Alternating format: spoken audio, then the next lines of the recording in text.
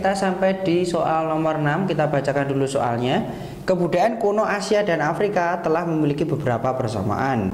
Dari pernyataan di bawah ini, yang tidak menunjukkan persamaan adalah yang mana? Opsi A, raja tidak mempunyai kekuasaan yang besar. B, pusat kebudayaan berada di lembah-lembah sungai.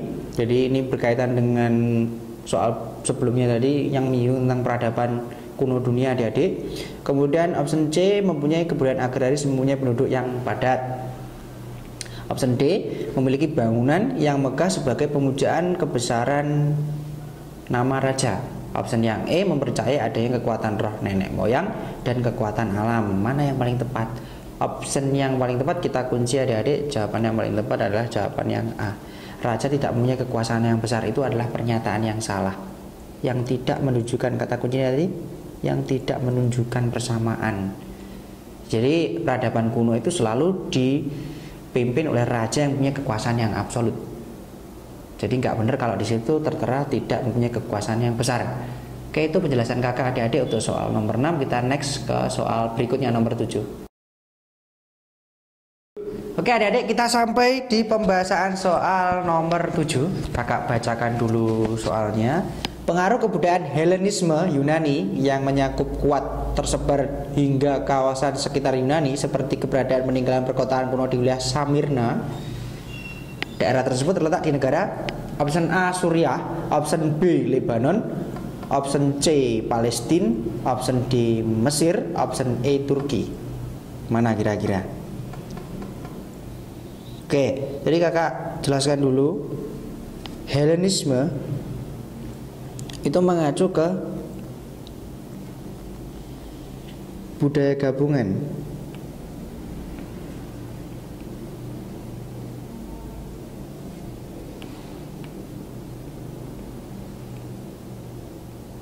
Budaya gabungan, jadi ada budaya Yunani, suatu daerah yang menerapkan budaya Yunani,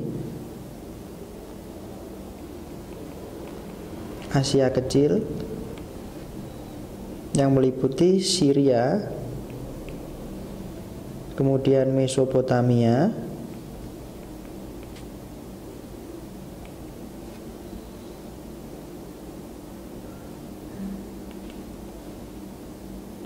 dan Mesir.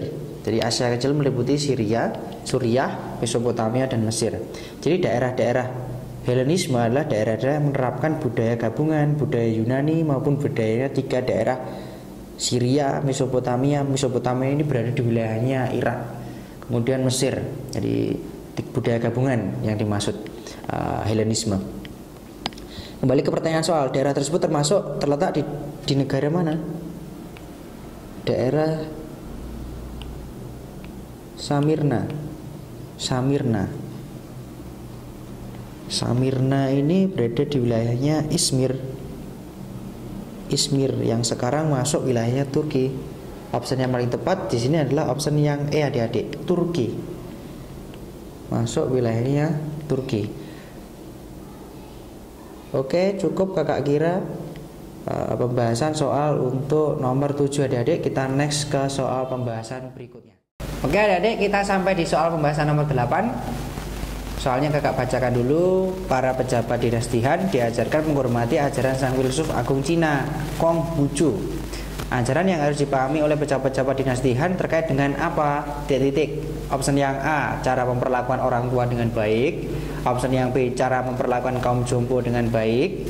Opsi yang C, menghormati dewa Marduk dengan baik. Opsi yang D, cara menghormati mertua dengan baik. Atau yang E, cara menghormati raja dengan bijaksana. Jadi nilai-nilai Konghucu ini ada banyak adik-adik, nanti kakak uraikan semuanya.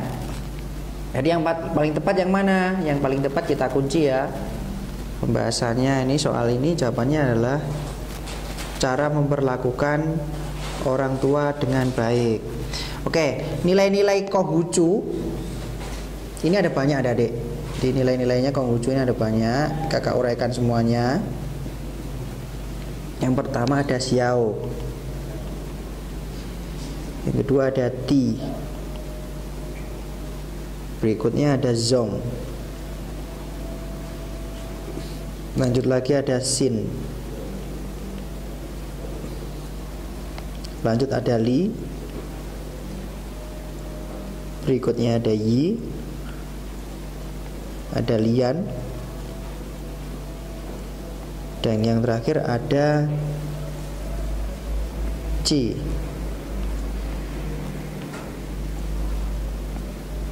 Ada C. Oke, Xiao artinya apa? Artinya adalah berlaku bakti.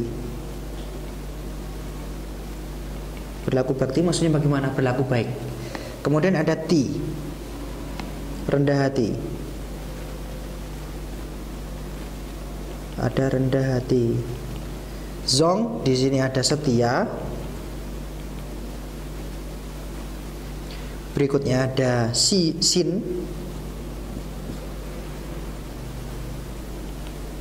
yang artinya dapat dipercaya. Lanjut ada Li, susila. Jadi harus tahu norma susila itu seperti apa. Kemudian ada Yi, bijaksana.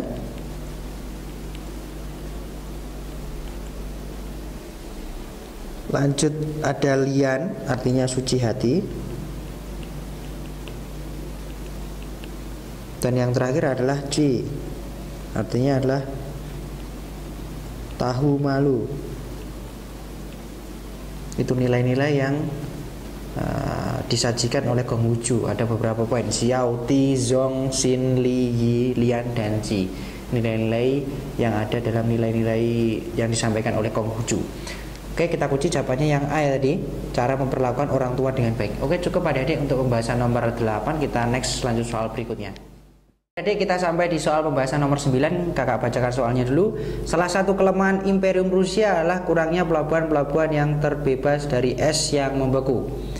Oleh karena itu muncul politik air hangat, yaitu mencari pelabuhan yang bebas es. Pelabuhan era kekaisaran Rusia yang terbebas dari es dalam musim dingin adalah, jawabannya yang A ada Petersburg, yang kedua ada Vladivostok, yang ketiga ada Archangels, kemudian pelabuhan Sevastopol atau Bering. Jadi opsi yang paling tepat di sini adalah yang B, pelabuhan Vladivostok. Oke, cukup adik-adik untuk pembahasan soal nomor 9. Kita next ke soal pembahasan berikutnya. Oke adik-adik, kita sampai di pembahasan soal nomor 10. Kakak bacakan soalnya dulu. Dalam rangka mencari sekutu baru dalam menghadapi blok timur, Amerika Serikat mendekati RRC Tionghoa atau Tiongkok, yang kemudian terkenal dengan sebutan diplomasi pingpong. Peristiwa ini terjadi pada masa Presiden titik. Opsi yang A Kennedy, opsi yang B Nixon, opsi yang C Johnson, opsi yang D Bush, atau opsi yang E Reagan. Opsi yang paling tepat kita kunci adik-adik. Kita kunci. Opsi yang paling tepat di sini adalah Nixon, Richard Nixon yang dimaksud. Jadi awal mulanya bagaimana sehingga kemudian Amerika Serikat berhasil mendekati Cina atau Tiongkok. Nah, diawali dari pertandingan pingpong, persahabatan, exhibition pingpong, pertandingan pingpong, pertandingan persahabatan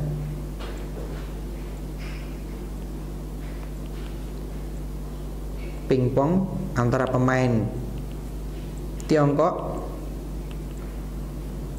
versus pemain Amerika Serikat, yang berujung nanti pembukaan secara resmi hubungan diplomatik antara Amerika Serikat dan Cina.